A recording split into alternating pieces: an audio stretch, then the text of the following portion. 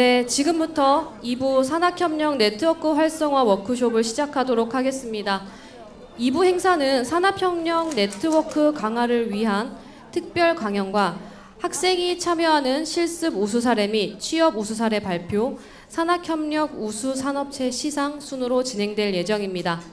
네, 먼저 대학과 지역사회 연계 상생협력 사업이라는 주제로 부산인재평생교육진흥원의 김경희 단장님 강연이 있겠습니다. 큰 박수로 맞이해 주세요. 네, 반갑습니다. 인사드립니다. 부산인재평생교육진흥원 인재육성단장 김경희라고 합니다. 반갑습니다. 저희 인평원은 부산시 산하 공공기관으로 12% 지원받아서 대학 인재육성 지원 사업과 평생교육진흥 사업을 진행하고 있습니다. 오늘 대동대학교 산학협력 네트워크 활성화 워크숍에 초대해 주셔서 감사합니다. 앞에 발표를 들으면서 사실 좀 감동 많이 받았습니다. 우리 학부학생들이 일단 발표를 너무 잘했고요. 그리고 또 이게 차별화 전략으로 우리 학부모님이 또 이렇게 진정어린 발표와 또 산업계의 대표님 발표를 들으면서 우리 대동대학교의 어떤 발전, 더더욱 이 발전 가능성과 밝은 이 희망 미래를 또 봤습니다. 그래서 오늘 산학협력 네트워크 활성화 부분에서 이제 저희가 12 지원을 받아서 여러 가지 사업을 하는데 작년에 신규 사업으로는 부산 지역 대학생들 생활 장학금을 지원하는 장학금 사업도 진행하고 있고요. 기존에 하고 있던 브레인 부산 BB21 이런 사업들도 다 진행하고 있는데 한번 몇 개를 추려봤습니다. 산학협력이라 하면 우리가 보통 고도화된 R&D 협력이라든지 이런 부분을 생각할 수 있는데 대학의 지역사회 혁신 주체로서 공공성 확보라든지 사회봉사, 공헌 이런 부분들도 크게 보면 지역사회와 연계한 산학협력이라고도 볼 수가 있습니다. 그래서 여러 사업들 중에서 저희 인평원이 진행하고 있는 지역사회 연계 상생협력 사업들 몇 개를 한번 소개해 드리도록 하겠습니다. 그래서 이 대동대학교가 진행하고 있는 여러 사업들은 또 다 잘 아시지만 또 외부의 대학들과 외부에서는 어떤 일을 하고 있는지 한번 보시고 저희들이 또 이 사업들도 올해 그대로 또 진행을 할 겁니다. 나중에 공모가 나면 또 공고도 해주시고 언제든지 저희 실무진한테 문의도 주시길 부탁드리겠습니다. 대학의 지자체 협력을 위한 활용 교육 자원을 보면 우리 대학의 전통적인 기능은 교육 서비스를 제공하는 교육 자원으로 볼 수 있지만 대표적으로 교육 자원, 연구 자원, 프로그램 자원, 인프라 자원, 인적 자원 이렇게 보실 수가 있습니다. 저희가 대학 지역사회 연계 진행하고 있는 사업은 프로그램의 산학협력 프로그램의 지역혁신 프로젝트 영역으로 대학의 인적, 물적 자원을 활용한 사업이라고 볼 수가 있습니다.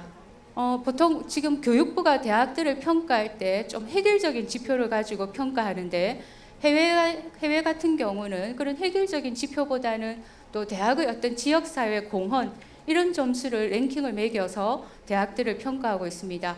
국내 같은 경우에는 중앙일보라든지 몇몇 이런 기관에서 우리 국내 대학들을 평가할 때 이런 지역사회 공헌 점수를 일부 지표로 활용하기도 합니다. 그래서 저희 인평원이 시의 지원을 받아서 대학 지역 연계 상생 협력 사업으로 진행하고 있는 몇 개들을 소개하도록 하겠습니다. 우리 아까 학부학생들이 참 잘하고 있던데요. 우리 대동대 학생들이.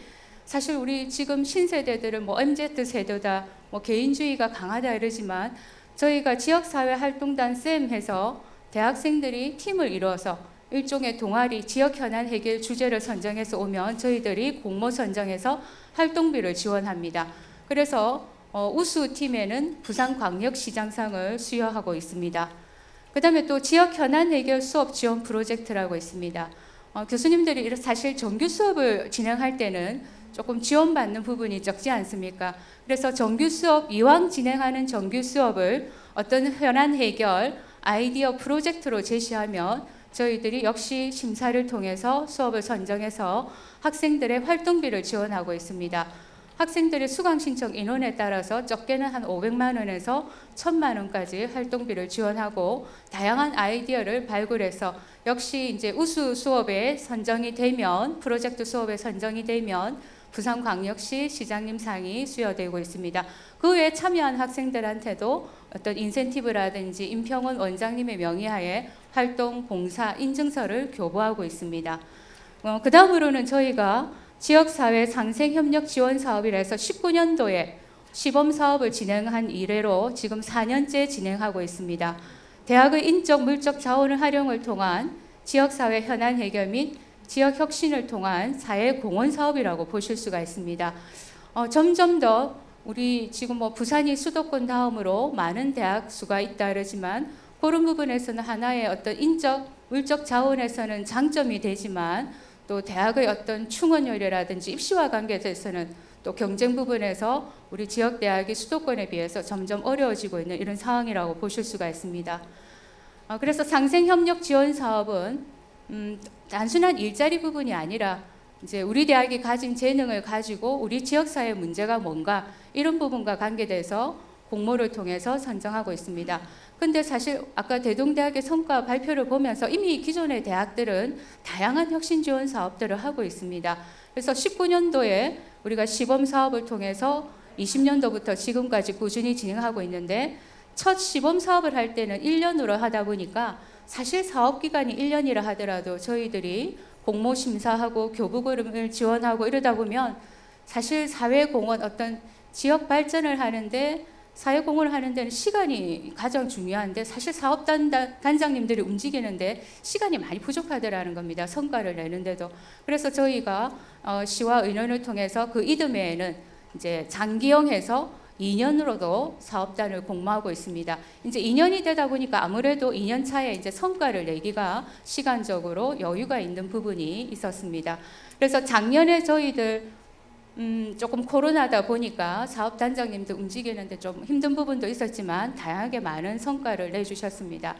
사실 이렇게 일하고 있는 부분을 보면 사실 교수님들의 어떤 사명감과 봉사정신이 아니고는 이런 사업단을 사실 이 공모해서 이 운영한다는 게 정말 어려운 부분을 저희들이 알고 있습니다.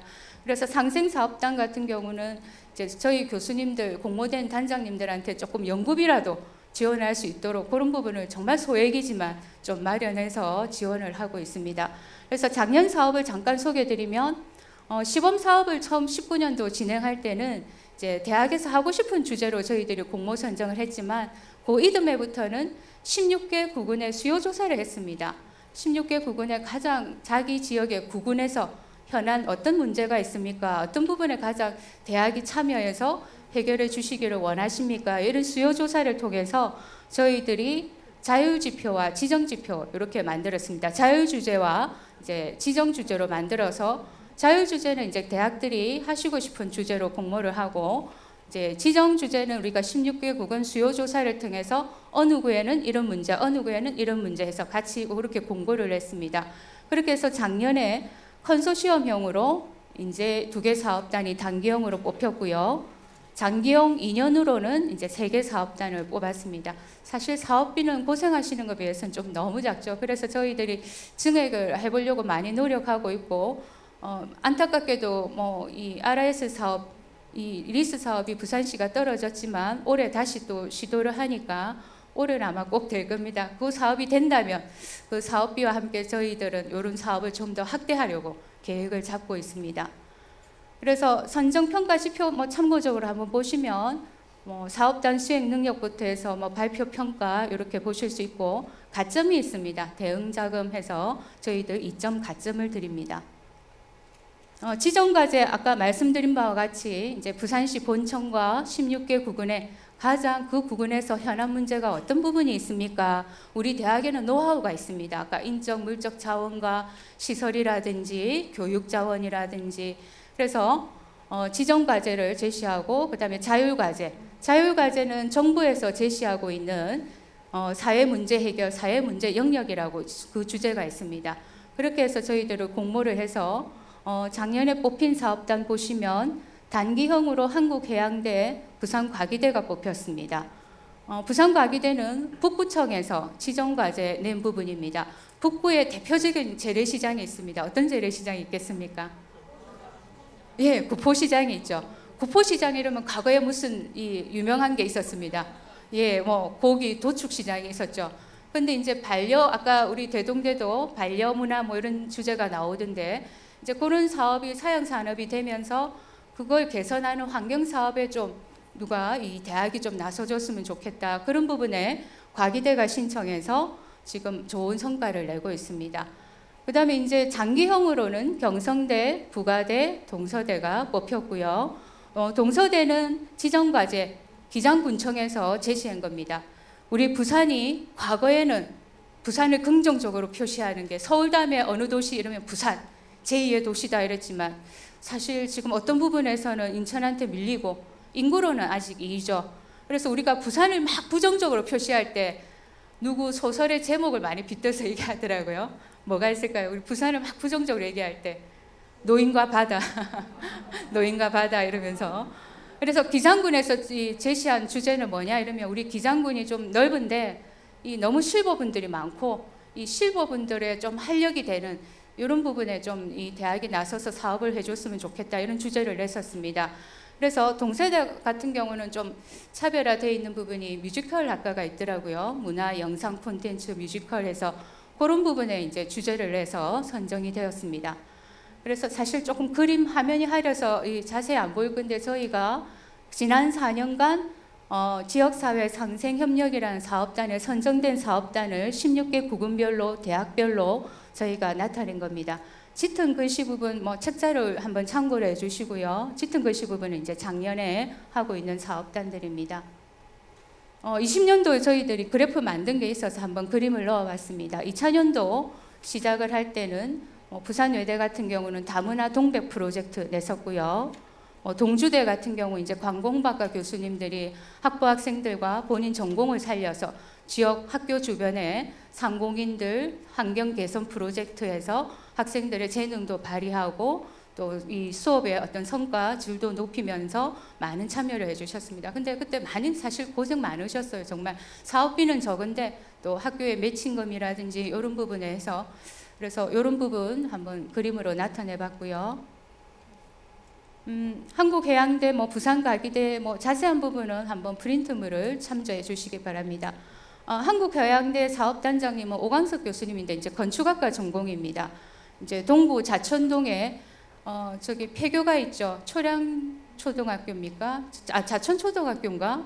그 폐교가 됐더라고요. 그 폐교를 활용해서 지역 주민들 어떻게 보면 평생교육과도 연계된다고 볼 수가 있습니다. 지역 주민들이 이제 제2의 직업으로 교육을 받으면서 이제 스스로 집수리 학교 이런 프로그램을 해서 내가 배우고 싶은 거 퇴근 후에 배우고 그래서 저희들은 이 사업단장님들 교수님들이 수업을 시작하면 꼭 현장에 가거든요. 저부터도 저녁에 코로나 한참 심한 2000년도고 이런데 이 지역 주민들이 왔을까 걱정이 돼서 갔는데 정말 즐거운 마음으로 오셔가지고 수업을 하고 정말 또 교수님도 그러면서 정말 이 사명감이 있어야 사실은 사업단 금방도 말씀드렸다시피 이걸 진행을 하지 않나 이렇게 존경심도 저도 가지고 있습니다. 그다음에 이제 과기대는 아까 말씀드렸고요. 그다음에 경성대 사례도 시범 사업 때부터 진행을 해서 지금도 장기 사업으로 진행하고 있습니다. 자, 부가대 같은 경우도 아까 우리 부산 노인과 바다라고 조금 부정적으로 표현할 때는 그렇게 표현하는데 이제 초고령 사회 우리 노인분들 웰다잉 누구나 맞이하는데 생각하고 싶지 않은 이런 부분. 근데 보건복지 이런 전공을 살려서 웰다잉 프로그램에서 진행하시면서 또 우리 대동대학교와 함께 협업을 해서 소울주니어 결성해서 이렇게 진행하고 있는 걸 보실 수가 있습니다.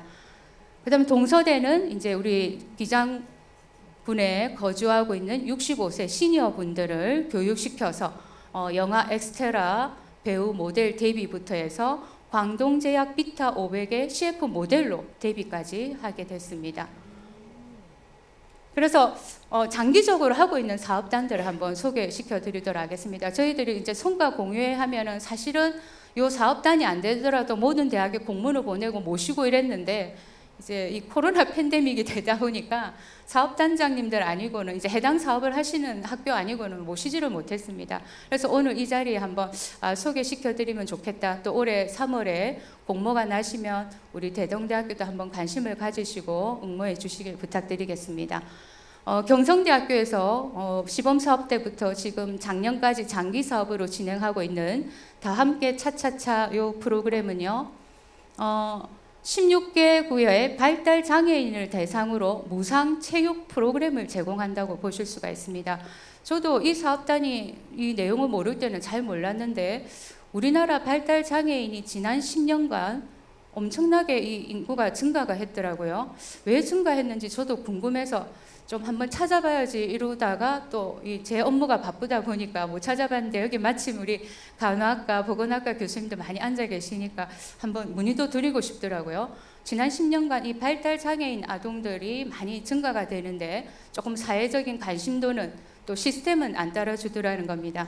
그래서 경성대 같은 경우는 오래전에 이 발달 장애인 학생들 10명을 스포츠 학과 최승종 교수님이 사업단장인데 이제 스포츠 레저 학과입니다. 체육학과와 무용학과가 이제 협업을 해서 진행을 하고 있습니다.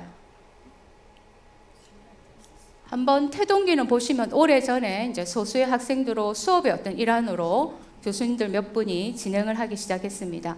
근데 19년도에 발전기 체계 확장이 된 이유는 저희 부산시비 지원을 받으면서 공모 선정되면서 아무래도 사업비 지원을 받으니까 이제 좀 더 확장성을 가지게 됐습니다. 지금은 이 다함께 차차차 사업단을 거쳐간 인원이 1,600명에 돌파되고 있고요. 이 사업이 작게 시작했는데 부산시비의 있던 지원을 받으면서 전국적으로도 알려져서 교수님들이 사업단장님을 비롯해서 참여하고 있는 모든 교수님들이 농담으로 이제는 더 이상 발을 뺄 수가 없다. 너무 이 책임감을 가지고 하고 있다. 이렇게 또 말씀을 해주시고 있습니다. 예.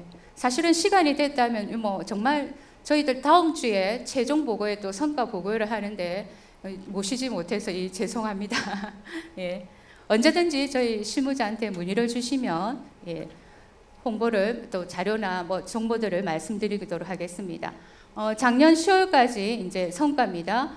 발달 장애아들 대상으로 스포츠 활동, 아무래도 이 몸을 움직이는데 어려운 부분이다 보니까 전공을 살려서 학부 학생들도 참여해서 자기 전공에 대한 어떤 지식 습득, 현장을 통한 공부 이런 부분들도 우위를 가질 수 있도록 하고 있습니다.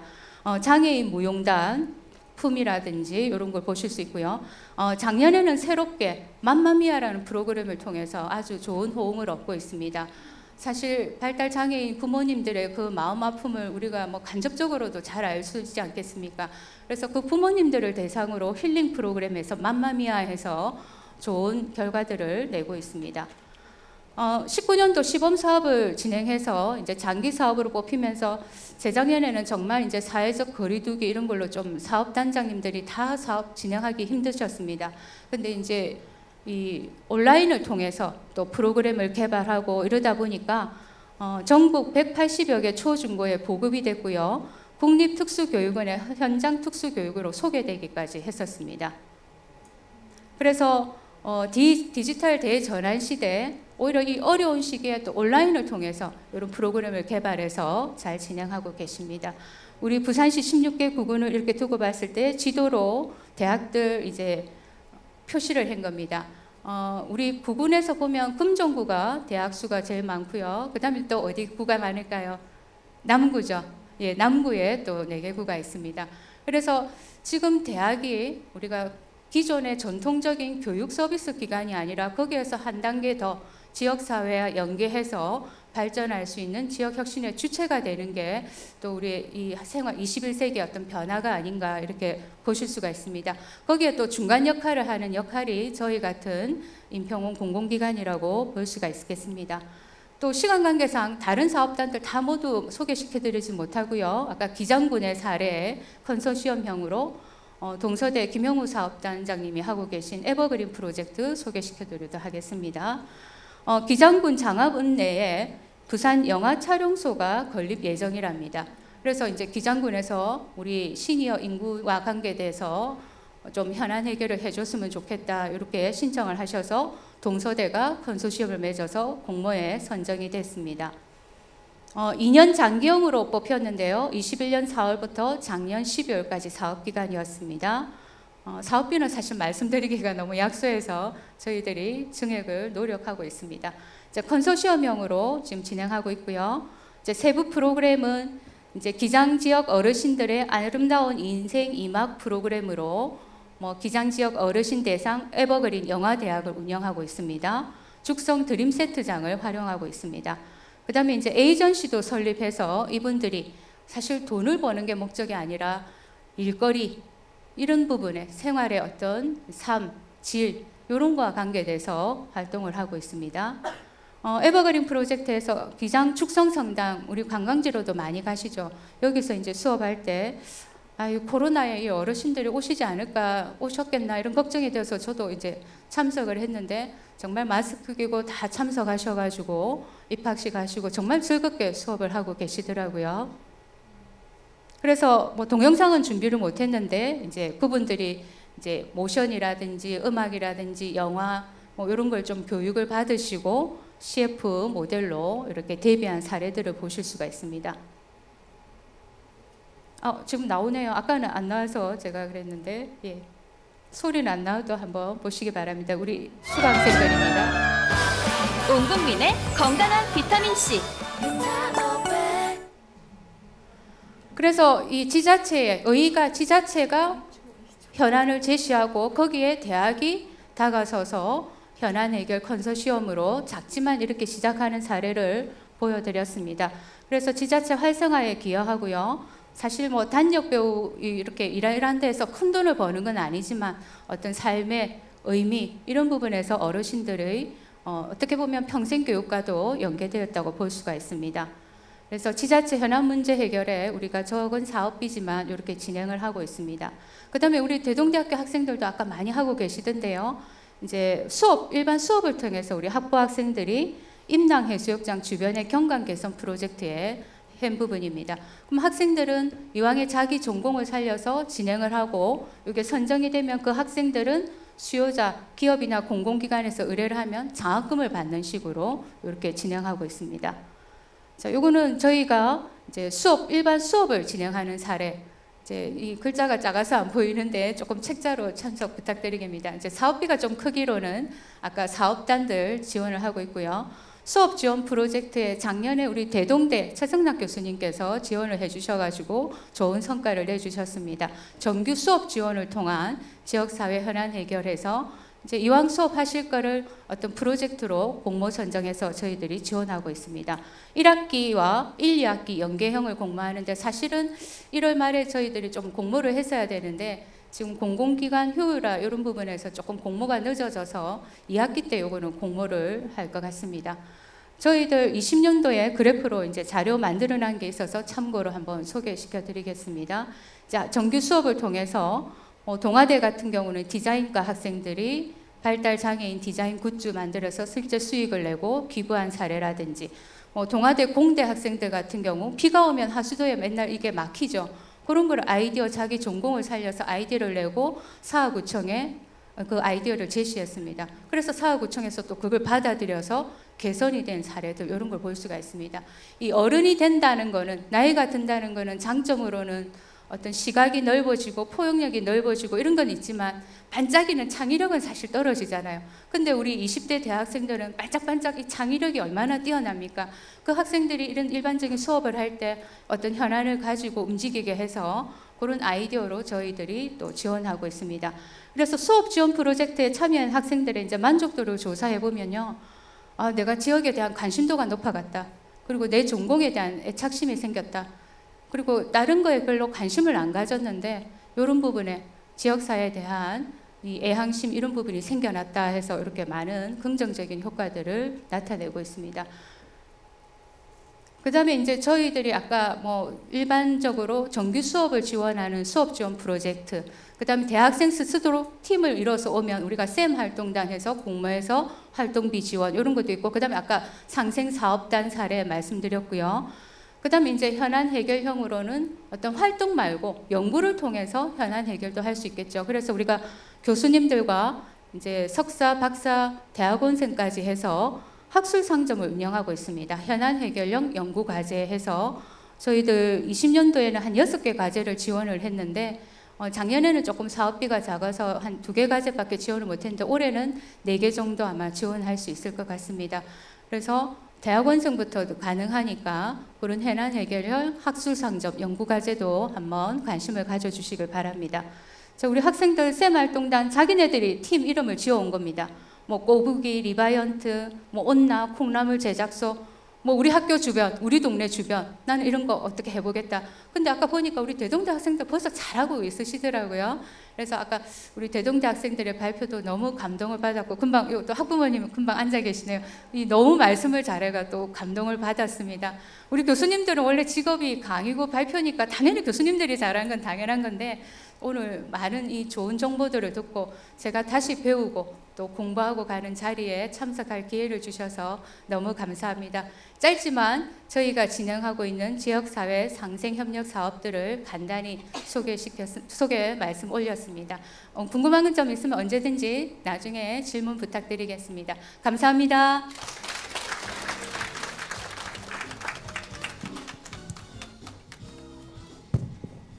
네, 감사합니다. 김경희 단장님께서 지역사회를 연계한 플랫폼 구축, 인력 양성 등의 좋은 말씀 해주셨습니다.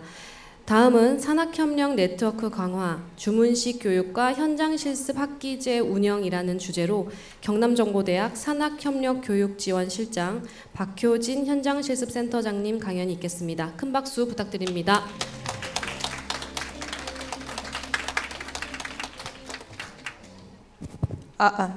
반갑습니다.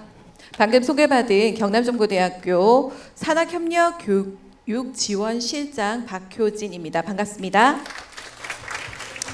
우선 이렇게 많은 사람이 모여 있을 줄 모르고 왔습니다.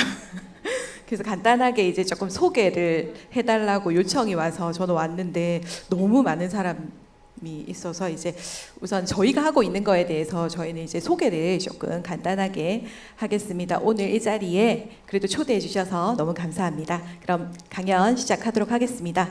주제는요, 산학협력 네트워크 활성화 강화를 위한 주문식 교육과 현장 실습 학기제 운영입니다. 목차는 다음과 같고요. 우선 산학협력 중장기 발전 계획 및 조직도를 먼저 살펴봐야 되겠죠. 저희 학교 비전은 일단 세계적 수준의 직업교육 혁신대학을 완성하는 게 저희 학교 비전입니다. 그렇다면 그 비전에 따른 산학협력 비전은요, 미래산업을 선도하는 산학협력 혁신대안을 우리는 실현하는 게 우리의 비전입니다.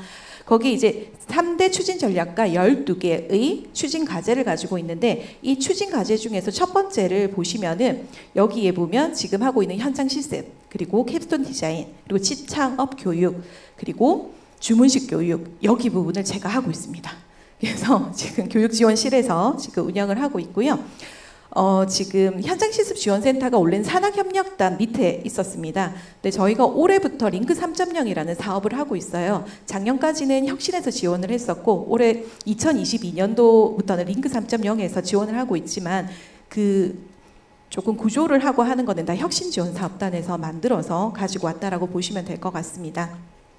그래서 제가 지금 산학협력교육지원실을 맡고 있고요. 그 밑에 현장실습지원센터랑 창업보육, 창업교육을 같이 하고 있습니다. 그러면서 이제 저희 사업단만 있어서 굴러가진 않죠. 그래서 교무처에서 주문식 교육 운영에 대해서 조금 도움을 주고 있고요. 그다음에 역량기반교육지원센터라든지 교육혁신센터의 협조를 받아서 지금 운영을 하고 있습니다. 첫 번째가 주문식 교육과정 운영입니다. 처음에 이제 주문식 교육하면 저도 사실 잘 모르거든요. 근데 이제 이번에 가보니까 간호학과가 생각보다 주문식 교육을 많이 하고 있습니다. 다른 대학들은. 안동과학대학 같은 경우는 이제 안동병원하고 협력해서 주문식 교육 과정을 운영하고 있다고 소개를 또 하더라고요. 저희 같은 경우는 제일 첫 번째가 피부, 메이크업, 네일과에서 먼저 시작을 하고 있었습니다. 그 시작을 필두로 해서 올해는 치위생과와 작업치료과, 그리고 보건의료 행정과에서 진행을 하고 있는데요. 산업체 수를 보시면 치위생과, 작업치료과, 보건의료 행정과는 학생들 한 명당 병원 1개의 매칭이라고 보시면 됩니다. 그러다 보니까 협약 업체가 조금 많고요. 이 업체에서 요구하는 인재 양성을 목적으로 저희가 지금 진행을 하고 있습니다. 아래 보는 것과 같이 절차를 지금 진행하고 있고요. 우선 정규 교육 과정이 필요하고요. 그와 더불어 비정규 교육 과정까지도 하고 있고 그거에 걸맞게 인프라까지도 지금 구축을 진행하고 있습니다. 먼저 시행되고 있는 게 이제 올해의 목표는 모든 업체와 협약을 하는 게 올해 목표였습니다. 그래서 전체 병원과 지금 협약을 다 마쳤습니다. 그래서 모든 과와 이제 산업체와 협약식을 진행을 했었고요. 그럼 이제 학과에서는 진행하고 있었던 건 예시를 취해생과를 들고 왔는데요. 우선 학과에서는 학생들 선발을 먼저 해야 되겠죠. 이 주문식에 맞는 학생들을 선발을 하는 과정을 거쳐서 했었고요. 이때 학생 선발위원회를 산업체 인사를 꼭 2명을 넣어서 구성을 했고요. 그다음 내부 교원을 갖춰서 지금 구성을 했었습니다. 그러면서 이제 모집 공고를 내고 학생들에게 각각의 직무를 다 소개를 하면서 진행을 했었고요. 그러면서 이제 지원서를 학생들한테 접수를 하나하나 다 받았습니다. 그래서 채점 기준도 같이 학생을 선발하게 되었고, 그 다음에 이제 면접 심사, 이제 지원한 학생에 한해서 이제 산업체 인사와 함께 면접을 진행을 했고, 결국은 학생들 선발을 11월 4일 날 모두 마치게 되었습니다. 그러면 이런 선발 과정을 거치는 사이에 학과에서 뭘 하고 있었냐면 주문식 교육과정 개발에 들어갔습니다. 그래서 주문식 교육과정 개발해서 교육과정을 이제 2023년도부터 적용해서 운영할 예정이고요. 치위생과 같은 경우는 치과 디지털 전문 치과 위생사 양성을 목표로 해서 지금 진행하고 있습니다. 그러다 보니까 지금 이제 교육과정만 개발을 했고, 그럼 주문식 교육 운영이 지금 취생과부터 진행이 안 됐었잖아요. 그래서 뒤에 나오겠지만 비교과 운영을 통해서 따로 진행을 했었습니다. 이제 주문식 교육에 있어서 제일 중요한 게 이 미러형 실습실 구축이었던 것 같습니다. 미러형 실습실 구축을 지금 한 층을 다 통틀어서 지금 실습실로 지금 구축을 했고요. 지금 현재 모습입니다. 그래서 치위생 실습실 내부 안에 보면 모든 걸 병원에서 사용하고 있는 그대로를 다 갖다 옮겨놨습니다. 요즘엔 학생들도 겉도 화려해야 되지만 안에 내부 기자재들도 병원하고 동일한 걸 사용을 해야 된대서 그렇게 맞춰서 해놨었고요. 지금 실습실 입구가 있고요. 안에 들어가면 실습실 전경이 보이고 각각의 덴탈 유닛 체어들이 각각에 있고요. 실습실 안에 컨퍼런스 룸을 하나 둬가지고 실습을 진행하다가 안에 가서 컨퍼런스 내부에 들어가서 이론 수업을 하다가 다시 실습하러 나오고 그런 구조로 해서 지금 만들어져 있습니다.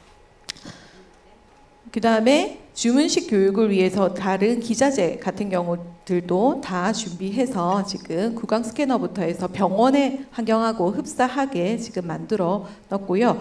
그 다음에 치위생과에서 몰랐는데 이제 소독이 많이 필요하더라고요. 그래서 기구라든지 이런 소독 제품 할 수 있는 기구들을 다 병원과 똑같이 갖춰 놨습니다.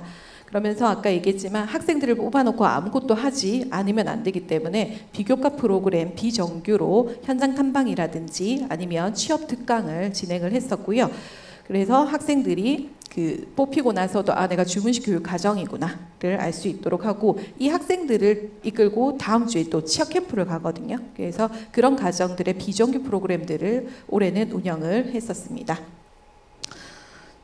제가 지금 메인으로 하고 있는 게 현장 실습 지원센터입니다. 현장 실습 같은 경우는 제가 2020년도에 갑자기 현장 실습 지원센터로 가게 됐었는데요. 현장 실습 갔더니 그때 코로나도 있고 하다 보니까 산업체에서도 현장 실습을 받지 않으려고 하는 그런 환경에 부딪히다 보니까 어떻게 해야 되나라고 하고 있었고, 원래 저희 학교가 1,300에서 1,500명이 현장 실습을 했었거든요. 근데 2020년도에 갔더니 한 200명 정도로 떨어져 있었고, 그 다음에 현장 실습이 원래 필수로 진행됐었는데 코로나 시국을 맞이해서 선택적으로 변경하다 보니까 학생들이 나가지 않게 되었어요. 그러면 학생들을 독려해서 현장 실습 보내야 되는 게 저의 주요 업무였다라고 보시면 될 것 같습니다. 2021년도에 이제 현장 실습 학기제 운영 규정이 바뀌면서 용어들도 다 바뀌었습니다. 옛날 그냥 현장 실습하면 통틀었었는데 지금은 표준 현장 실습이라든지 자율 현장 실습 학기제로 용어를 바꿔서 사용을 하고 있고요. 더 중요한 거는 옛날에 현장 실습 지원비를 학교에서 저희도 혁신 지원비에서 학생에게 지급을 했었거든요. 많게는 20만, 적게는 20만 원, 많게는 100만 원까지도 학생들에게 지원을 해주고 기관에도 줬었어요. 기관에서 학생들을 교육을 하기 때문에. 근데 여기에서 21년도에 크게 바뀐 게 뭐냐면 실습 기관에서 학생에게 지급하는 비용만 우린 현장 실습 지원비로 보겠다. 라고 해서 산업체에서 더더욱 학생들을 안 받으려고 했습니다. 우리 그냥 인력을 쓰는 게 낫지 현장 시스템 받지 않겠다라고 하는 거에 부딪히게 되면서 조금 힘들었던 부분이 있긴 한데 그래도 학생들을 보내야 되잖아요. 그래서 일단 현장 실습 지원센터 역할이 조금 커졌다라고 보시면 될 것 같고요. 이 시기에 교육부에서는 현장 실습에 대한 제도 개선을 이제 계속 하면서 현장 실습 지원비를 의무화 시켜놨고요. 그러면서 이제 코로나 관련 때문에 탄력적으로 현장 실습 운영할 수 있도록 이때부터 재택 현장 실습이라는 게 갑자기 출현하게 됩니다. 이거에 대한 대응도 해야 되는 상태였었고요. 그러면서 교육부에서 이제 카드 뉴스를까지도 제작하면서 학생들한테 지원비 너네 꼭 받아야 된다. 지원비는 기관에서 받아야 된다. 너네 보험 가입해가지고 의무로 보호받아야 된다. 라고 하니 우리보다 학생들이 더 많이 아는 거예요. 그래서 그렇게 해서 저희가 어떻게 운영을 했는지 조금 살펴보도록 하겠습니다. 결국은 현장 실습 학기제는 표준과 자율로 운영이 되어야 됩니다. 표준은 말 그대로 표준 운영 기준에 따라서 운영하면 됩니다. 그럼 말 그대로 자율이니까 너네 자율적으로 해인데 이 자율 안에 숨겨진 거는 똑같아요. 표준이든 자율이든 구성은 똑같아요. 다만 돈의 차이만 있을 뿐이고 만약에 무급 자율도 있거든요. 무급 자율은 나중에 보여드리겠지만 할 수 없는 상황입니다. 사실. 그래서 그러면서 이제 표준 현장 실습 학기제에서 적용이 제외되는가가 있는데 저희는 그 과를 의무 실습학과라고 부르거든요. 보통 임상 실습을 나가는 과는 이 표준 현장 실습 학기제가 제외이기 때문에 크게 걱정을 안 해도 되는데 그러면 의무 현장 실습을 안 하는 과는 다 표준 현장 실습 학기제를 적용해서 나가야 된다라고 보시면 될 것 같습니다. 현재 저희가 지금 운영하고 있는 거고요. 저희는 한 과 말고는 다 표준 현장 실습 학기제 나가고 있습니다. 한 과만 자율 현장 실습 학기제를 나가고 있는데요. 자율 현장 실습 학기제가 나가는 과가 헤어 디자인과만 자율로 나가고 있습니다. 헤어과는 그 공동체 의식이 조금 많이 강합니다. 그 과에서는 모든 사람이 동일하게 돈을 지급받고 나가야 된다는 것 때문에 지금 자율로 나가고 있기는 한데요. 그가 나머지는 이제 표준으로 가고 있고요. 거의 학생들이 실습 기간에서 최저시급인 9,620원을 계산을 해서 200만 원을 받고 있고 여기 지금 제시 안 돼 있는데 우리가 링크 사업비에서 25%까지 보존을 해줄 수 있거든요. 그러면 그 25% 보존해주고 하면 저희가 한 50만 원 정도를 기업에 줄 수 있습니다. 그런 걸 하면 기관에서는 학생한테 무조건 요 정도의 돈을 지급을 해야 된다라고 보시면 되고 여기 자율로 하는 퍼센테이지 조금 이상한데요. 저희가 진행을 하다 보니까 이 퍼센테이지만 맞추다 보니까 학생들이 근무 시간이 1.2시간 1.3시간이 나오는 거예요. 그래서 그냥 시간에 맞춰서 비율 퍼센테이지를 조금 낮춰서 금액을 수정해서 저희가 하고 있습니다. 현장 실습을 운영하실 때도 최소 1개월 이상을 편성하셔야 되는데 이 1개월 이상이라는 용어 때문에 또 교육부랑도 조금 많이 싸우고 옛날에는 20일이어가지고 그냥 4주만 보내면 됐었는데 그 20일 이상을 편성을 해야 됩니다. 그 다음에 표준 현장 실습 학기제만 재학 정보 공시 대상이 됩니다. 기간 인증이라든지 이런 거 평가할 때도 요것만 대상이 되거든요. 그래서 힘들더라도 표준 현장 실습 학기제 운영을 많이 하셔야 됩니다. 혁신 지원 사업비를 받아서라도 대학 정보 공시 대상이 되기 때문에 표준 현장 실습 학기제 운영을 조금 많이 하시면 좋을 것 같고 자율 같은 경우는 실태 조사만 하거든요. 사실 실태 조사 때 자율 현장 실습에 대한 얘기 없었어요, 사실은. 그래서 표준으로 무조건 하라의 방침이기 때문에 표준으로 진행을 했었습니다. 기관을 설득하는 게 굉장히 힘들었어요. 기존에 이제 산업체들한테 이제 기관에서 실습비를 지급하셔야 된다라는 거, 그거 먼저 기관들에게 일일이 다 전화하고 얘기해서 진행을 했었던 부분이었고요.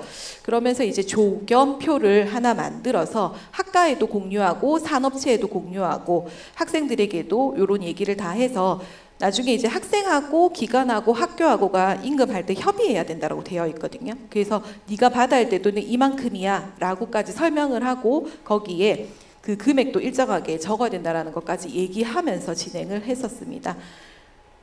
많이 있었는데 많은 조견표를 제시하니까 학생 관리가 너무 힘든 거예요. 그래서 딱 할 수 있는 범위까지만 조견표를 제시를 하고 있습니다. 아까 얘기한 자율현장 실습 부분인데요. 자율현장 실습, 그래 학교에서 자율적으로 운영하지만 표준 현장 실습에서 하고 있는 보험 가입이라든지 이러한 것들을 다 해줘야 됩니다. 해주되 돈만 작은 거예요. 왜냐하면 교육 시간은 많고 직무 시간이 적기 때문에 그 금액만큼만 주는 거거든요. 그러면 너네 돈 주기가 싫으면 무급으로 해도 돼 라고는 하고 있지만 무급의 조건을 보면 요거까지는 다 이해가 되는데 여기에서 5번부터 학생에게 실습기간의 유지 및 운영에 필요한 경미한 사항을 포함한 일상 업무를 하면 안 된다예요. 여기서 일상 업무에 대한 개념이 조금 모호한 게 있었고요. 그 다음에 학생한테 체험 형태로 운영은 되는데 만약 이게 반복적이거나 지속적이면 또 안 돼요. 그리고 실습 지원비가 지급되지 않은 조건으로 운영된다라는 걸 서로가 다 알아야 돼요. 이러한 것들. 그 다음 마지막에 보시면 자유를 돈 안 주고 할 것 같으면 너네 15시간 미만. 일주일 기간에 15시간이거든요. 그리고 2개월 이하로 하라는 이 조건들을 채울 수 없으면 무급으로 실시하기가 힘든 거예요. 그래서 애매한 상황 때문에 사실 저희 학교는 무급은 안 하고 있습니다. 그냥 딱 표준과 자율도 한가만 허용을 하고 있다라고 보시면 될 것 같고요. 아까 보여드렸던 거고요. 그래서 제일 중요한 게 이 현장 실습 기간을 발굴하고 수요 조사를 하는 게 굉장히 중요한 것 같습니다. 그래서 산학협력단에서는요, 저희는 산학협력 코디네이터 활동을 조금 많이 활용하고 있습니다. 산학협력 코디네이터 활동을 나중에 한번 설명드릴 거고요. 그 다음에 취업진료처에서는 나갈 때마다 취업업체 방문할 때마다 수요조사 지금 실시하고 있고 우리 이러이러한 현장 실습 가능한 학과들이 이렇게 다양하게 있으니까 진행해 주면 좋겠다라고 계속 방문할 때마다 얘기를 하고 있고요. 학과에서도 취업 촉진이라든지 추수지도 동행 면접 할 때 학과에서 수요조사를 실시를 하고 있고요. 현장 실습 운영 절차는 어느 학교가 다 똑같을 것 같아요. 학생보다는 사실 학교에서 해줘야 되는 역할들이 조금 많고요. 서류가 복잡하기는 하나 한 번 잘 정리해서 전산화 시켜놓으면 그게 어렵진 않거든요. 저희 학교 같은 경우에 다 전산화가 되어 있어서 학생들이 쓰면 다 전산으로 탑재되는 시스템으로 지금 진행을 하고 있고요. 그 다음에 그래서 저희가 아까도 얘기 드렸지만 자율과 표준을 하고 있는데 여기서 보시면 저희가 표준 현장 실습을 지금 학예 때만 117명을 했었거든요. 다른 학교 지금 주변 학교를 알아보면 50명에서 작게는 30명밖에 못했는데 저희 보고 많이 했다라고 얘기를 하고 있거든요. 전국적으로 현장 실습 학생 수가 많이 줄고 있고요. 그래서 저희는 사실 국민취업지원제도라는 고용노동부 사업을 같이 하면서 학생들을 많이 이끌 수 있었거든요. 이 사업 같은 경우는 학생에게 상담을 통해서 상담을 하고 학생에게 취업에 관련된 지원비를 제공을 합니다. 그 돈이 한 50만 원 정도가 돼요. 학생이 대신에 상담 한 2번에서 3번을 받으러 가야 된다라는 거. 근데 받고 나면은 학생이 상담비를 받을 수 있다라는 거. 그러면 이 국민취업지원제도에서는 고용노동부에서 하는데 실습 기간에도 돈을 줍니다. 얼마만큼요? 학생한테 준 만큼을 보존을 해줍니다. 그러다 보니까 그렇게 해서 저희가 조금 많이 진행을 했었고 이게 사업에 중복이 되지 않느냐라고 해서 교육부에 질의를 했었고 질의했을 때 문제됨이 없어서 저희는 그렇게 진행을 했었거든요. 그리고 저희 대학뿐만 아니라 부산시 전체 조금 많은 대학들이 지금 이 사업을 같이 연계를 하고 있습니다. 그다음 부산 테크노파크에서도 산학 연계 현장 실습이라서 브릿지 사업을 지금 하고 있거든요. 브릿지 사업에서도 그 사업에서도 실습 기간에서 돈을 지급하다 보니까 그 돈을 보존해 주는 곳이 필요하잖아요. 그 사업 부산시에서 사업을 통해서 실습 기간에 한 100만 원 정도를 지급을 해줍니다. 100만 원 지급해주고 다른 수당 지급하면 저희가 아까 조견표에서 제시한 200만 원 정도를 보존을 가능히 하더라고요. 그래서 브릿지 사업도 있으니까 이것도 활용하셔가지고 표준 현장 실습으로 운영을 하면 좋을 것 같고요. 그 다음에 학과 자체 운영이 있는데 저희가 효자학과라는 학과가 있어요. 호텔 외식 조리 계열과 와요. 그다음 호텔 관광과는 정말 효자 학과라고 얘기를 하는데 저희가 이런 사업들을 연계하지 아니해도 그냥 호텔에 가셔서 이제 외식 조리 학과들은 나가서 그만큼의 월급을 받고 일을 하게 됩니다. 그럼 당연히 그게 표준 현장 실습으로 연계가 돼요. 그 학생 수가 조금 많거든요. 그래서 저희가 효자 학과라고 하는데 그런 과들을 조금 활용하셔서 표준 현장 실습 학기제 운영을 해보시면 좋을 것 같고요. 그러면서 저희가 이 국민취업 지원 제도가 교수도 모르고 학생도 모르는 사업이었거든요. 암암리에 조금 알고 계신 분들은 알고 계셨다 하시던데 그래서 학생을 전체 모아서 설명회를 한번 했었고요. 그 다음에 교수님 전체를 모아서 저희가 설명회를 한번 했었습니다. 이런 제도가 있으니까 학생을 저희 센터에만 보내주시면 저희가 현장 실습으로 연결해서 학생들을 지원하겠다 해서 그렇게 해서 저희가 진행을 했었고 이 브릿지 사업 같은 경우는 매 학기랑 그 다음에 계절마다 연락이 오거든요. 그럼 학생 이런 데 매칭을 해줄 수 있느냐라고 연락 오면 그렇게 해서 저희가 지금 지속적으로 협의를 하고 있고 여기 시스템 구축하고 할 때도 저희 그 경남정보대 들어가서 시스템 구축이나 이런 걸 조금 많이 했었거든요. 그래서 여기도 많이 활용하시면 표준 현장 실습 학기제 도움이 조금 될 것 같습니다. 그래서 결론적으로는 저희는 이만큼을 했습니다. 호텔 외식 조리랑 관광이 다른 과에 비하면 확연히 많습니다. 참여 기업 수도 많고요. 여기 같은 경우는 면접을 직접 봅니다. 원래는 70명의 학생이 지원을 했는데 결국 면접 보고 떨어져서 요만큼밖에 못한 거긴 하거든요. 그 다음에 여기도 지금 약속 명가라든지 주문식 교육학과 학생들이 이제 현장 실습을 나가다 보니까 이렇게 많이 하고 있습니다. 그래서 작년 대비 보면 2021학년도에 보면 31명이었었거든요. 그거 대비하면 117명으로 조금 많은 학생을 이수시켰다고 보시면 되고 지금 동계에서도 26명 정도 지금 진행을 하고 있습니다. 현장 실습 학기제 운영을 하면서 놀라운 거는 만족도가 높다는 거예요. 그 전에 비해서 만족도가 더 올라갔습니다. 그래서 이 수치로는 나와 있지 않은데 한 4.9 정도가 산업체가 오히려 저는 불만족이 나올 줄 알았거든요. 근데 산업체가 만족도가 4.9 정도 나왔고요. 학생도 만족도가 4.7 정도로 해서 높게 나타났었습니다. 현장 실습 학기제를 위해서 이제 우리가 노력하고 있는 것들이 조금 많습니다. 우선은 일단 현장 실습 학기제 규정이 내려오면 그거에 따라서 규정과 지침을 변경을 하고 있고요. 취업 공유 대항 사업을 조금 저희는 참여를 하고 있습니다. 이거를 해서 무엇을 만들었냐면 사전 온라인 교육 오리엔테이션을 제작을 했습니다.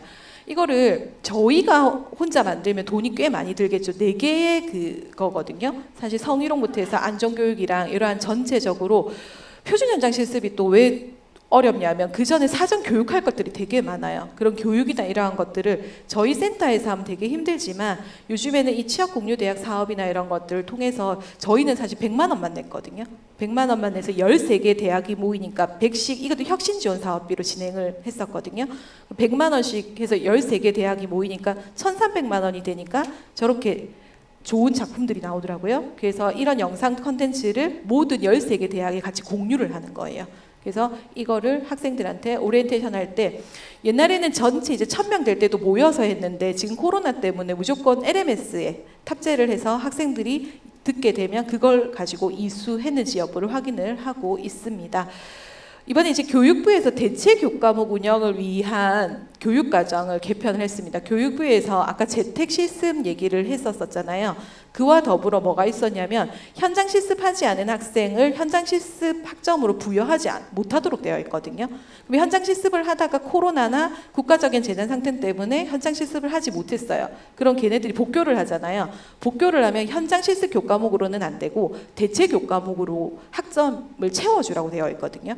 그것 때문에 저희가 교육과정 개편해서 모든 학과에 대체 교과목을 만들어줬습니다. 그것도 현장실습 지원센터에서 했었고요. 그 다음에 저희가 모든 학과의 표준 현장 실습은 저도 어렵고 학과 교수님들도 많이 어렵습니다. 그래서 Q&A를 만들어가지고 궁금한 것들 질의응답 다 받아가지고요. 그거에 대한 일일이 다 답변을 해가지고 배부를 했었고요. 지금 제가 작업하고 있는 건 현장 실습 운영 매뉴얼을 지금 제작하고 있습니다. 그래서 제작을 해서 더더욱 표준 현장 실습이 그렇게 어려운 게 아니다라는 거를 하기 위해서 지금 해서 학과에 배부할 예정으로 되어 있습니다. 기간 인증에서 조금 중요하게 다루는 게 질관리 부분이거든요. 아까 질문하시긴 하시던데 이 부분도 다 그 기간 인증 평가에 담고 있는 내용이에요. 질관리를 어떻게 하고 있느냐. 저희 PDCA 순환 과정을 통해서 지금 하고 있고요. 결국은 현장 실습만 보내면 되는 게 아니죠. 그래서 현장 실습 가서 순회 지도를 해야 되고 요즘에 교육부에서 그 개정되면서 내려온 것 중에 현장 점검을 하라라는 게 내려왔거든요. 그래서 현장 점검에 대한 목적으로 교수님들께서 지금 순회 지도하고 있고요. 만족도 조사를 하고 거기에서 학생들이 의견이나 이런 거를 주면 우리 학생들이 이번에 준 의견은 뭐였냐면 일지를 쓰기 싫답니다. 그래서 지금 제가 또 작업하고 있는 게 뭐냐면 일지를 쓰기 싫다고 하니까 계속 데일리 일지 써서 20일을 채우는 거거든요. 거기다가 붙여 쓰기를 못하게 막아놨어요. 그러니까 애들은 너무 힘들다고 해서 체크리스트화 시키고 있거든요. 그래서 체크리스트화 시키고 거기에 그 마지막 날은 그래도 한 5줄 정도는 써야 되지 않겠냐 해서 그렇게 지금 진행을 하고 있습니다. 자, 그다음 자 컨퍼런스라는 게 이제 명칭이 이거 한데요. 결국은 실습이 끝났어요. 학생이 학교로 돌아왔어요. 산업체 인사를 부르고 교수님하고 한 자리에 모여서 서로가 현장 실습하면서 했던 것들을 공유하는 시간을 학교에서 갖는 자 컨퍼런스를 하고 있습니다. 그다음에 행정부서 전략회의를 통해서 서로 공유를 하고 있고요. 그 다음에 실습 관련해가지고 저희가 조금 좋은 게 저도 지금 현장 실습 지원센터를 한 4년째 맡고 있거든요. 4년째 맡고 있는데 저희 직원은 저보다 더 오래됐어요. 그러니까 현장 실습 지원을 담당하는 직원을 한 명이 오래 하는 게 제일 좋은 것 같아요. 제 직원이 한 10년째 하고 있거든요. 그러다 보니까 그분이 저보다 더 많이 아는데 이제 체계나 이러한 것들을 잡아가기에는 오래되신 분이 있고 그리고 한 명이 전담하는 게 좋은 것 같아요. 저희 같은 경우 계약직 직원 아니고 정규 직원 선생님께서 담당을 하시면서 그 운영을 하고 있습니다. 그다음에 혼자 할 수 있는 건 아니라고 아까도 드렸지만 교무처랑 그다음에 혁신지원사업단에서 도움이 없다면 이 사업을 진행을 하지 못하겠죠. 그래서 현장 실습에서 꼭 필요하다라고 보시면 될 것 같고요.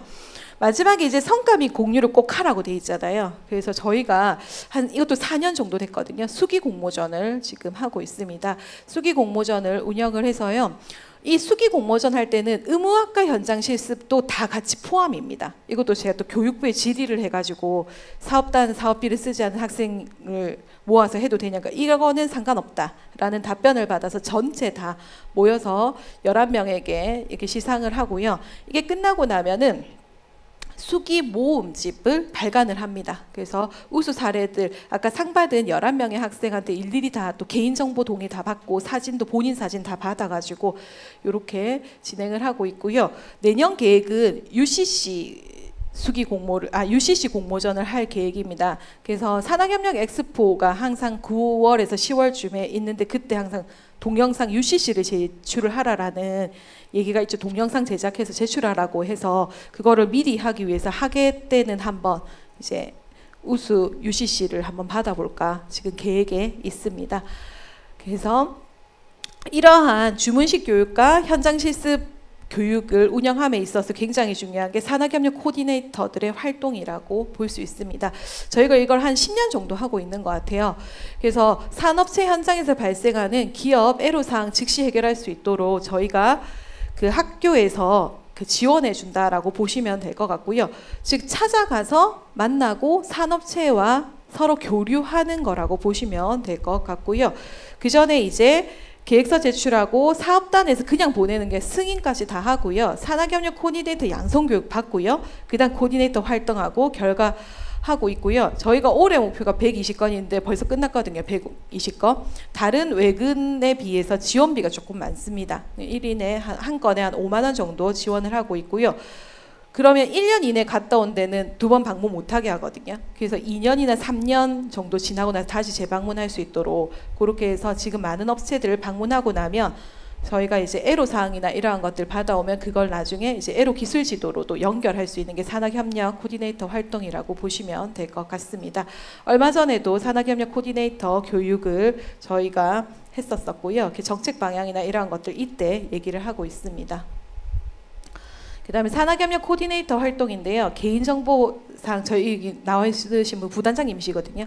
그분 사진 써도 된다 그래가지고 그래서 다른 분들 거는 못 들고 왔고요. 다 부단장님께서 이렇게 가서 다 사진을 찍어 오도록 되어 있습니다. 결과 보고서에 사진 첨부하게끔 되어 있어서요. 이런 활동을 통해서 이제 현장 실습도 연계하고 주문식 교육도 연계하고 에로 기술도 연계하고 여러한 것들을 다 많이 연계해서 지금 저는 진행을 하고 있습니다. 우선 저희 학교에서 하고 있는 내용을 전달 드렸는데요. 어떻게 잘 들으셨는지 모르겠습니다. 이 자리에 그래서 일단 현장 실습 어렵지만 조금 많이 참여하셔서 해주시면 좋을 것 같고요. 지금까지 경남정보대학교에서 말씀드렸습니다. 감사합니다. 네, 주문형 교육과정과 표준형 현장 실습에 대한 구체적인 사례 공유 다시 한번 감사드립니다. 자, 이렇게 산학협력 네트워크 활성화 강화를 위한 특강을 마치고 다음으로 산학협력 프로그램 공모전에 참여한 학생들의 우수 사례 발표가 있겠습니다. 네, 먼저 현장 실습 직업간 윤리의식 UCC 우수 사례를 발표할 강보경 학생입니다. 네, 응원의 박수 부탁드리겠습니다.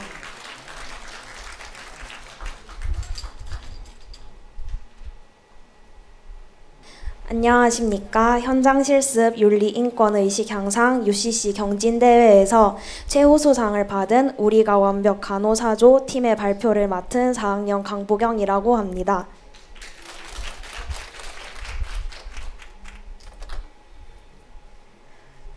저희 조는 4년 동안 학과 이론 공부를 통해 간호사로서의 올바른 직업관을 확립한 것은 물론 간호사의 윤리에 대해 학습하기도 하였습니다. 또한 대동병원, 부산백병원, 부산대병원 등 다양한 병원에서 1000시간 이상의 실습을 하며 간호사로서 가져야 할 윤리 인권이 어떤 것이 있는지 직접적으로 확인해 보기도 하였습니다. 저희 조는 앞으로 병원에서 신규 간호사로서 가져야 할 윤리의식이 어떤 것이 있는지 정리해보고 학우들과 일을 나누고자 영상을 만들게 되었습니다. 영상의 내용은 총 3가지 사례로 이루어져 있습니다. 첫 번째로 액팅 간호사가 차지 간호사로부터 오더를 받았으나 잘 이해를 하지 못하였지만 혼이 날까봐 다시 한번 확인을 받지 않고 술기를 하는 상황입니다. 직업 윤리의식이 없는 경우 확인의 의무를 지키지 않고 정확한 오더를 모른 채 수행하게 됩니다. 옳은 사례로는 차지 선생님이 아무리 바빠 보이셔도 환자의 안전을 위해서 파이브라이츠를 다시 한번 확인하여 정확한 간호를 수행하는 것입니다. 두 번째 상황은 타 병동에 유명 인사가 왔을 때 마음대로 의료기록을 열람하는 사례입니다. 잘못된 사례의 경우 팬이라는 이유만으로 환자의 동의 없이 의료기록을 열람하여 비밀 유지의 의무를 어기는 것입니다. 옳은 사례로는 동료 간호사에게 비밀 유지의 의무를 상기시키며 환자의 기록을 보아서는 안 된다고 설득하는 것입니다. 세 번째 상황으로는 수술 전 환자의 엑스레이 촬영을 위해 타 의료진인 영상의학과와 협력하는 사례입니다.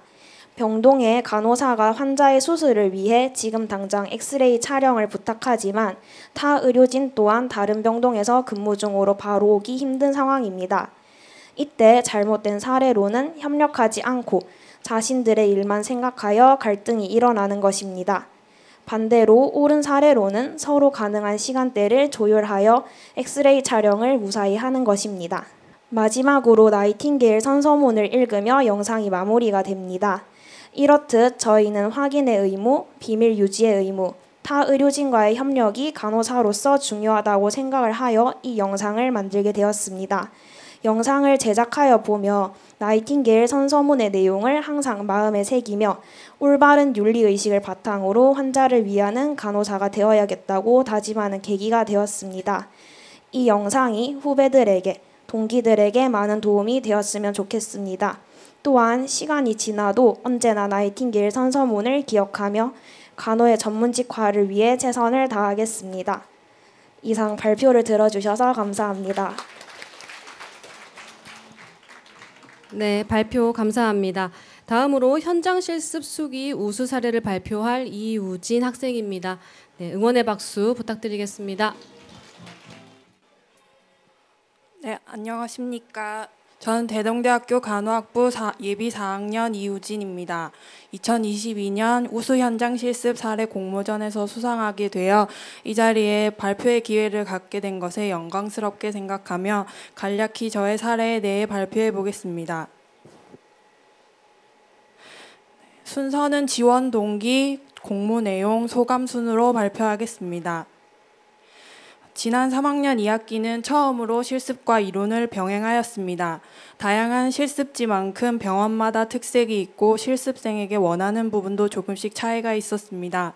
그때마다 제가 어떻게 했을 때 긍정적인 피드백을 받을 수 있었는지 돌이켜보니 공통점을 발견하게 되었고 그 점을 이번 공모전을 통해 표현해보고 싶었습니다. 또한 우수 사례는 추후에 사례집으로 만들어 활용한다는 것을 보고 저와 같은 학생들에게 조금이라도 도움을 주고자 참가를 결심하게 되었습니다.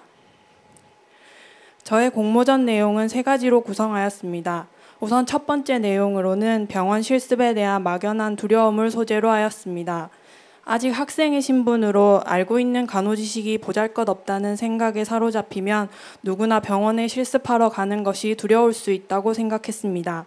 저의 경우에는 수선생님께서 학생들에게 고마워하고 있다는 말씀 한마디에 두려움을 극복했던 사례를 적었습니다. 두 번째는 학생의 본분을 다하기 위해 해야 할 노력이라는 주제로 실습 시간을 채운다는 생각이 아니라 배운다는 생각으로 선생님들의 뒤를 따라다니며 방해가 되지 않는 선에서 작은 부분이라도 도와드리다 보니 바쁜 시간에도 짬을 내어 저에게 이것저것 가르쳐 주시고 해보게 해주셨던 일화를 적어보았습니다. 마지막으로는 기본에 충실하자는 주제로 시간 약속을 잘 지키는 것을 시작으로 병동마다 학생이 할 수 있는 업무를 익혀서 나중에는 시키지 않아도 먼저 해두었더니 센스가 좋다는 칭찬을 들었던 일화를 소개하였습니다. 또 엘리베이터에 타시는 분들마다 인사를 했더니 간호팀장님으로부터 인사를 참 예쁘게 잘하네 라는 칭찬과 함께 저희의 명찰을 한 번 더 눈여겨보시던 모습이 기억에 남아 그 이야기를 적어보았습니다.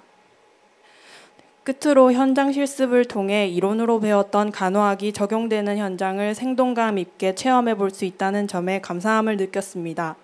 또한 바쁜 업무 중에서도 학생들에게 하나라도 더 알려주시고자 애쓰시던 선생님들의 모습을 보면서 깊은 존경심을 느끼기도 했습니다. 이번 공모전은 실습에서 배운 점과 좋았던 기억들을 기록으로 남겨볼 수 있어서 개인적으로도 의미 있는 시간이었습니다. 뿐만 아니라 아는 선배가 있더라도 병원 실습, 이런 세세한 부분까지 질문하기가 어렵기 때문에 공모전 및 사례집을 통해 선배들의 저마다의 병원 실습 적응기를 들을 수 있다면 두려움을 극복하고 이론과 현장 실습 간 간격을 좁히는 데 많은 도움이 될 수 있을 것이라고 생각합니다. 이상으로 발표를 마치겠습니다. 들어주셔서 감사합니다. 감사합니다. 현장 실습 수기 우수 사례 발표 잘 들었습니다. 네, 마지막으로 취업 우수 사례를 발표할 허윤 학생입니다. 네, 응원의 박수 부탁드리겠습니다. 안녕하십니까. 대동대학교 간호학부 4학년 허윤입니다. 반갑습니다. 네. 먼저 저는 여기에 간호학부 후배들이 많을 줄 알고 되게 라이트하고 꿀팁들을 위주로 준비를 했는데 앞선 발표자분들이 너무 체계적으로 준비를 하셔서 좀 걱정이 되지만 열심히 해보도록 하겠습니다. 네, 오늘 목차로는 병원을 먼저 소개해드리고 그리고 준비 과정과 자소서 작성법, 면접 공략법, 그리고 학교 인프라 꿀팁에 대해서 발표를 하겠습니다. 그래서 여기 계신 간호학부 후배들은 귀 기울여 주시면 감사드리겠습니다. 먼저 제가 입사하게 된 병원입니다. 계금에 있는 인제대학교 부산 100병원으로 1979년 개원을 했습니다. 그래서 824개의 병상과 35개의 전문과를 이루어져 있습니다.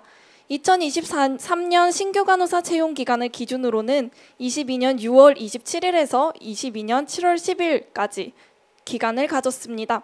그리고 모집 인원으로는 160명이었고 응시 자격으로는 앞에 보시는 바와 같고 따로 토익이나 어학에 대해 커트라인이 있지는 않았습니다.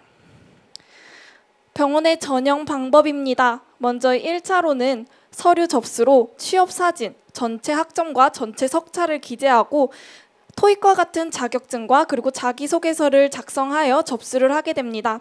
2차로는 AI 면접을 진행하는데 이것은 병원의 인재상과 자신의 인재상이 부합하는지 알아보는 것입니다.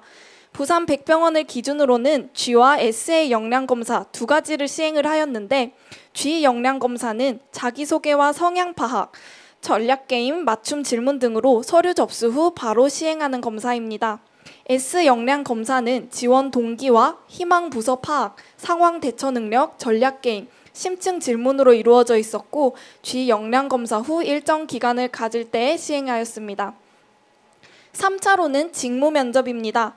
이것은 4년 동안 배운 간호 전문 지식에 대한 면접인데 제가 부산 백병원에서 들었던 것으로 예시를 들면 저는 이제 암 환자가 랩 검사가 이렇게 나와 있고 거기에 대한 간호 진단과 그 이유와 중재를 내리라는 것이었습니다. 이런 것들은 정말로 간호 지식이 없으면 대답하기 어려운 것이기 때문에 미리 준비하는 것을 추천드리고 저는 지사트와 홍지문 초록이로 준비를 했습니다. 4차로는 인성 면접으로 이제 성향 파악을 위한 다양한 주제의 질문들을 받는데 제가 부백에서 받았던 것으로는 가장 귀하다 생각하는 것, 과거로 돌아가면 바꾸고 싶은 것, 스트레스 푸는 법이었습니다. 다음으로 이렇게 병원 취업 준비 과정에 대해 말씀드리겠습니다. 세 단계로 나누어 보았는데 1단계로는 취업 진로 및 필수 스펙을 준비하는 것입니다. 먼저 뚜렷한 목표 분야를 정하는데 예를 들어서 응급 전문 간호사가 되겠다 하면은 권역 응급 의료센터가 있는 곳으로 가자. 그러면 그러한 병원이 어디가 있을까? 아주대학교 병원이 있겠구나 라고 분야를 정할 수 있습니다. 그 후에는 그에 맞는 필수 스펙을 준비하는데 저학년부터 준비하는 것을 추천드립니다. 먼저 합정관리로는 수업을 듣고 이제 과제도 열심히 하고 하면은 딸 수 있겠지만 제가 추천드리는 것으로는 튜터링을 추천드립니다. 이제 동기들과 함께 모르는 부분을 수정 보완해 가면서 본인의 학점을 성취할 수 있는 기쁨을 누릴 수 있습니다. 두 번째로는 BLS 자격증입니다. BLS 자격증을 무조건 취득하라는 기준을 명시해놓은 병원은 거의 없지만 대부분 간호학부 졸업생이라면 대부분 취득하고 있기 때문에 이것도 취득하는 것을 추천드리고 작년부터 교내 프로그램으로 BLS 취득 과정을 진행하는 걸로 알고 있습니다. 많이 참여해 주시면 좋을 것 같습니다. 그리고 세 번째로는 토익인데 이제 글로벌화가 되면서 병원 실습을 가게 되시면 외국인 환자가 많은 것을 볼 수 있습니다. 그렇기 때문에 부산대학교 병원에서만 부산에서는 토익 커트라인을 두고 있지만 서울과 같은 경우에는 대부분의 대학병원들이 800점 혹은 850점 이상으로 토익 커트라인을 두고 있습니다. 그래서 토익은 많은 학생들이 어려워하는 것이 영어 단어를 외우는 것인데 제가 했던 방법을 하나 말씀드리자면 오늘 이제 1, 2, 3강을 외우면 다음 날에는 1, 2, 3, 4강을 외우고 그 다음 날에는 1, 2, 3, 4, 5강을 외우는 식으로 누적으로 암기를 하게 되면 마지막에는 정말 많은 영어 단어가 남게 됩니다. 이렇게 해서 저는 토익을 945점을 취득했습니다. 네, 감사합니다. 네 번째로는 교내 프로그램에 참여하는 것입니다. 이제 4학년 이제 배우다 보면은 간호사들은 이제 다학제 간 협력을 하는 것이 중시되는데 그저 학점이 높고 토익이 높다 해서 좋은 대학병원에 취업을 하는 것은 아닙니다. 그렇기 때문에 다양한 UCC 경진 대회나 대동 체험 프로그램에 참여하는 것을 추천드립니다. 그리고 봉사활동으로는 그냥 헌혈을 하든지 이렇게 간단한 것을 하는 게 아니라 꾸준히 오랫도록 하는 것을 추천드리고 마지막으로 정말 중요하다 생각하는 것이 체력 관리입니다. 4학년이 되면 본격적으로 취업에 돌입을 하게 되는데 국가고시 준비에 수업에 실습까지 병행하려면 정말 체력적으로 힘든 것을 느낄 수 있습니다. 그렇기 때문에 꾸준히 체력을 관리를 하는 것을 추천드리고 제가 했던 방법으로는 일주일에 2-3번씩 초등학생 사촌동생들과 배드민턴을 치러 다녔는데 확실히 초등학생들과 노니까 체력이 늘긴 했습니다. 2단계로는 이러한 지원 병원 리스트를 작성하는 건데 먼저 목표 병원을 찾습니다. 병원의 성장 가능성, 안정성, 업무 적성, 급여 및 복지 혜택을 기준으로 2개에서 5개 정도의 병원을 리스트업합니다. 그리고 후에는 목표 병원의 지난 채용 공고를 확인해서 가산점이 받는 자격증이 있는지, 자기소개서 항목은 무엇이었는지, 예상 면접은 무엇이었는지 체크를 합니다. 이러한 것들을 한 번에 볼 수 있는 사이트가 간준모라는 사이트인데 간호사 준비 모임이라는 사이트입니다. 그래서 다양한 자료들이 있으니까 한번 둘러보시는 것을 추천드립니다. 그 후에는 지원 우선순위를 정하는데 요즘 병원들은 대부분 같은 지역에 있으면 면접 날짜를 비슷하게 정하는 경우가 많습니다. 그렇기 때문에 본인이 지원한 병원이라도 하나를 포기해야 되는 경우가 있습니다. 그렇기 때문에 미리 우선순위를 정해서 정리하는 것을 추천드립니다. 마지막 3단계로는 취준 로드맵을 작성하시는 겁니다. 이런 것들을 한 후에 이제 어떤 병원이 어디에 언제 채용 공고가 나올지, 내가 부족한 것은 없는지 스펙을 보강하면 됩니다. 다음으로는 자소서 작성법입니다. 먼저 자소서 작성 전에 필수 체크사항으로는 목표하는 병원의 인재상을 확인하는 것이 중요합니다. 대부분 병원 홈페이지를 들어가면 뉴스, 연역, 소식, 미션 혹은 비전 이렇게 나와 있는데 이러한 것들을 잘 설명할 수 있는 사례를 제시하면서 자소서를 작성하는 것이 중요합니다. 그래서 위에 예시 1번을 보시면 제가 가장 중시하는 가치는 존중과 소통입니다. 이는 땡땡병원의 간호사로서 반드시 갖춰야 하는 핵심 가치라고 생각합니다. 실제로는 조금 더 구체적이게 작성하시면 좋겠지만 그 이유로는 저는 이제 조직 내 간부 생활을 오래 했기 때문에 그것으로 예시를 들었고 결과로는 그 가치가 나에게 미쳤던 영향과 다시 한번 그 가치를 강조했습니다. 그 후로는 이제 의료진과 협력하며 환자 중심의 질 높은 간호를 제공하는 데 일조할 것입니다. 라고 포부를 나타냈습니다. 제가 자소서를 할 때 추천드리는 방법으로는 스터디 그룹입니다. 본인이 혼자 자소서를 작성한 뒤에 너무 보여주기 부끄럽다고 혼자만 가지게 되면은 자소서의 객관성을 잃는다고 생각합니다. 그렇기 때문에 스터디 그룹의 사람들과 자신의 자소서를 공유하면서 문장의 호응은 잘 이루어져 있는지 혹은 잘못된 어휘를 사용한 건 없는지 오탈자는 없는지 이렇게 확인하는 것이 좋습니다. 다음으로는 실패 없는 면접 공략법입니다. 먼저 면접 예상 질문 리스트로 위에 3개는 간준모에서도 그렇고 실제로도 그렇고 많은 간호사들이 받는 질문이고 밑에 3개 평소 스트레스를 어떻게 해소하나요? 우리 병원 외 어느 병원에 지원했나요? 본인의 체력의 점수를 매기면 0점에서 1점 중 몇 점인가요? 이 3개는 제가 특별하게 받았던 질문인데 이러한 것들은 병원의 장점을 언급하면서 그 병원의 본인과 부합하다는 것을 나타내면서 답변을 하면 좋습니다. 그래서 면접 시 갖춰야 할 태도로는 자신감 있는 발화와 밝은 표정을 유지하는 것, 2갈씩 대답과 압박 질문 시 자신의 약점을 인정하면서 그 후에 보완 사항이나 반론을 논리적으로 말하고 다대다 면접에서 다른 면접자가 답변 중일 때 시선 처리 및 경청하는 태도를 유지하고 퇴실할 때까지 공손한 태도를 유지하며 마지막에 인사를 하는 것입니다. 그리고 이거는 실제로 저와 같이 면접을 본 분께서 지적을 받은 것인데 면접을 보게 되면 정장 치마를 입는 경우가 많습니다. 그런데 너무 많은 학생들이 다리를 벌리고 있어서 이 부분이 조금 그렇다라는 지적을 받았었습니다. 그래서 다리 모으는 것도 중요하다는 거 한번 강조해 드립니다. 면접 또한 저는 스터디 그룹을 꾸리는 것을 추천을 드리는데요. 저는 코로나라서 줌으로 진행을 했습니다. 3명에서 4명 정도로 이루어졌고 서로 질문을 준비해서 서로 피드백을 주면서 말의 속도나 혹은 발음이라든지 이런 것들을 피드백하면서 준비를 했습니다. 그리고 이러한 것들 중에서 예상 질문이 실제로 면접에서 질문을 받았던 적도 있기 때문에 이러한 스터디를 하는 것도 좋다고 생각합니다. 마지막으로 학교 인프라 즐겨찾기 꿀팁입니다. 첫 번째로 학교 홈페이지를 즐겨 찾는 것인데 지금 병원 멘토링, 실제로 저도 세브란스 병원이라든지 많은 줌을 했습니다. 그리고 자소서 및 면접 스터디를 하고 지금 미시건이나 독일 등 해외 인턴십 프로그램이 있는데 저학년이라면 추천드립니다. 그리고 BLS나 지금 대학병원 준비반도 있는 것으로 아는데 이러한 다양한 학교 프로그램을 활용하시면 좋을 것 같습니다. 두 번째로는 학과 사무실을 즐겨 찾기 하는 건데 이제 실제로 병원 임상에 계셨던 교수님이나 실습 조교님 혹은 선배들과 많은 대화를 할 수 있는 공간이라고 생각합니다. 그렇기 때문에 학과 사무실도 즐겨 찾아주시면 좋겠고요. 세 번째로는 학생 행복 상담실입니다. 지금 우리 학교의 1학년 혹은 만학도를 대상으로 다양한 프로그램을 진행하는 것으로 알고 있는데 저도 지원자가 없어서 약간 반강제로 임했던 적이 있는데 생각보다 너무 체계적인 상담으로 도움이 됐던 경험이 있습니다. 그래서 이러한 학생행복 상담실도 즐겨주셨으면 좋겠습니다. 이제 제가 이렇게 돼서 최종적으로는 부산 인제대학교 부산백병원과 고신대학교 보건병원에 최종 합격했고, 그리고 아주대학교 병원에서 1차 때 철회를 했고 삼성서울병원에서 2차 면접에서 철회를 했습니다.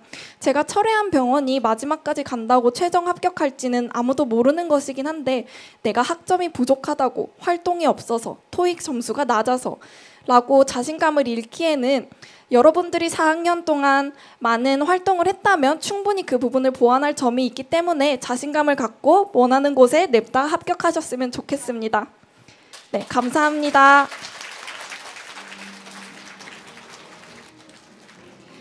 네, 상세한 취업 우수 사례 잘 들었습니다. 감사합니다. 네, 학과 공부를 하면서 실습을 하고 취업 준비를 하면서 겪었던 일들을 솔직하게 공유해준 학생들에게 다시 한번 감사를 표합니다. 저희가 혁신 사업으로 학생 대상 여러 경진 대회를 운영하였지만 솔직히 학과별 다양한 참여가 좀 아쉬웠습니다. 또 오늘 수상자들에게 성과의 참여를 부탁드렸지만 아쉽게도 참여가 어려운 경우가 많았는데요. 네, 내년 성과 보고회에는 8개과 모두 다양한 참여가 이루어질 수 있도록 학과의 의견 공유와 협조 부탁드리겠습니다.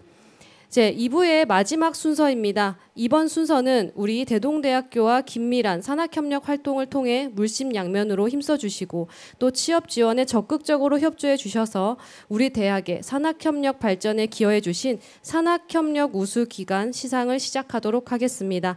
네, 호명하는 기관은 앞으로 나와주시기 바랍니다. 인제대학교 해운대 백병원 박복진 간호부장님, 네, 대신하여서 정미열 통합병동 파트장님 나오시겠습니다. 네,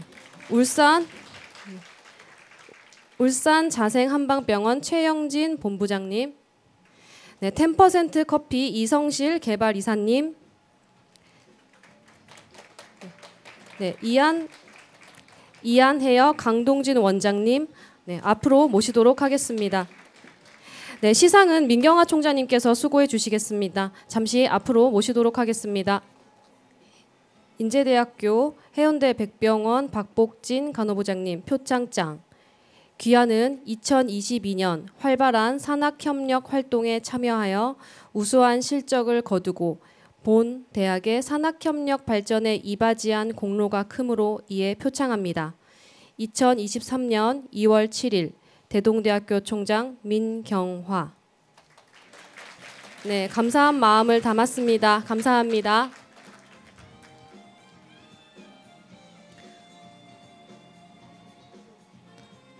네, 다음입니다.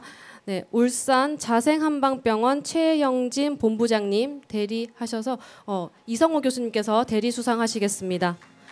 네, 표창장 이하 내용 같습니다. 네. 축하드립니다. 네, 감사한 마음 담아 상장이 수여되었습니다. 네.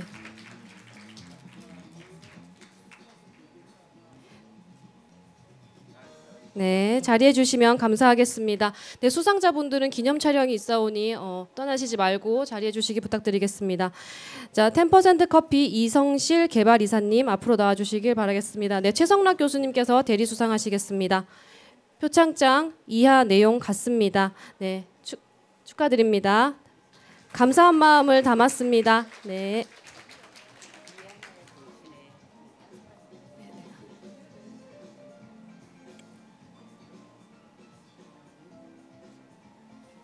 네, 감사합니다. 네, 다음으로 이안에어 강동진 원장님 앞으로 나와 주시기 바라겠습니다. 네, 표창장 이하 내용 같습니다. 네. 축하드립니다. 네, 감사한 마음을 담아 상장이 수여되었습니다. 네, 네, 수상하신 분들 저희 단체로 사진 찍도록 하겠습니다. 네, 앞쪽으로 나와주시면 감사하겠습니다. 네, 우리 대학 산학협력 발전에 기여해 주신 산학협력 우수기관 시상을 하였습니다. 네, 전체 기념 촬영 한번 하도록 하겠습니다. 네, 상장을 펴서 촬영해 주시면 좋을 것 같습니다. 네, 총장님 중간에 자리해 주시고요. 네. 네. 네, 고맙습니다. 네, 다시 한번 축하드립니다.